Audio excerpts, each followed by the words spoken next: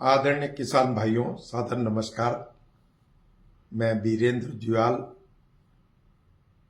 राष्ट्रीय बागवानी बोर्ड का सदस्य हूं। आज मुझे प्रसन्नता से मैं आपके बीच में आया हूं।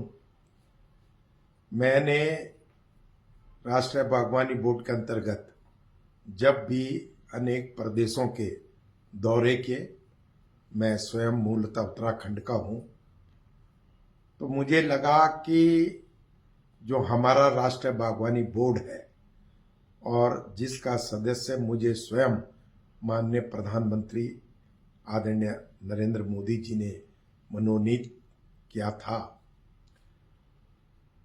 जो माननीय प्रधानमंत्री जी का सपना था आत्मनिर्भर पर्वतीय राज्य और आत्मनिर्भर हो पहाड़ों के प्रत्येक किसान। तो वह सपना एनएचबी के द्वारा हमारी जो राष्ट्रीय बागवानी बोर्ड के जो अपने नॉर्म्स थे उससे फुलफिल नहीं हो रहा था। तो कल 4 तारीख को कृषि भवन में हमारे कृषि मंत्री भारत सरकार आदरणीय श्री शिवराज सिंह चौहान जी की अध्यक्षता में बोर्ड की एक बैठक हुई। तो जो मैंने छोटे किसानों के जिनके पास छोटी भूमि है, कम भूमि है, उनको जो दुख दर्द देखा था वो मैंने उस बोर्ड की मीटिंग में विस्तार पूर्वक वर्णन किया।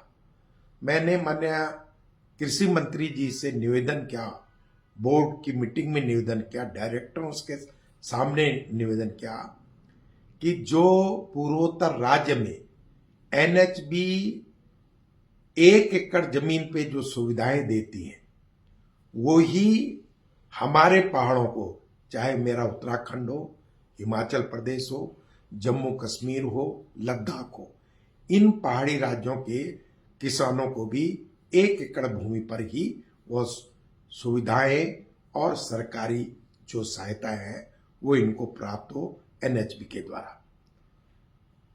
दूसरा, मैंने माननीय कृषि मंत्री जी के सामने यह विषय रखा कि नॉर्थ ईस्ट में जो पूर्वोत्तर राज्य है वहां पर जो संरक्षित जो उपज है वो सब्जी की है, फूलों की है, उसके लिए 1000 स्क्वायर मीटर जमीन उनको उपलब्ध करानी होती है, जबकि हमारे यहाँ वो 4000 स्क्वायर मीटर थी। तो मुझे प्रार्थना की कि इन पहाड़ी राज्यों में भी वो 1000 स्क्वायर मीटर ही वो जमीन हो। ये मेरा दूसरा प्रस्ताव था। तीसरा प्रस्ताव मैंने रखा था, जब मैं जगह जगह मीटिंगें करने जाता था, तो अगर सब्सिडी हमारे ये जो पहाड़ी राज्य है ये भौगोलिक दृष्टि से मैदानी भी है और पर्वतीय भी है। खासकर मेरा उत्तराखंडी जो है उसमें 9 जिले पर्वतीय है, 4 जिले मैदान पर्वत है और 2 जिले तो पूरी तरह से पर्वतीय है।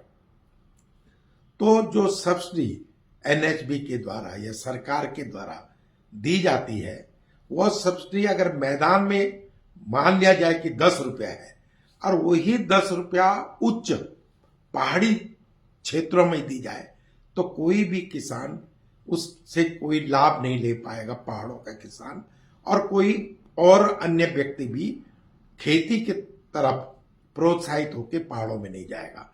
तो मेरी ये प्रार्थना भी रही कि मैदानी क्षेत्रों में और पर्वतीय क्षेत्रों में मैदानी क्षेत्रों के अनुपात में जो सहायता राशि है उसकी बढ़ोतरी होनी चाहिए, उसको बढ़ाना चाहिए, तभी किसान पहाड़ों में खेती कर पाएगा और जो हम रिवर्स पलायन है उस पर भी काम कर पाएंगे।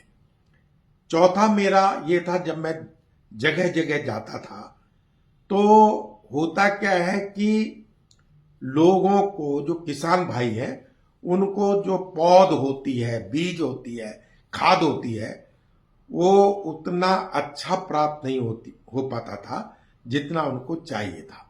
तो मैंने माननीय कृषि मंत्री से प्रार्थना की कि जो भी किसानों को, बागवानों को जो पौधे दिए जाते हैं, पेड़ दिए जाते हैं, बीज दिया जाता है, खाद दिया जाता है, दवाइयां दी जाती हैं, इनकी जवाबदेही तय होनी चाहिए वहां के हॉर्टिकल्चर कृषि अधिकारियों की।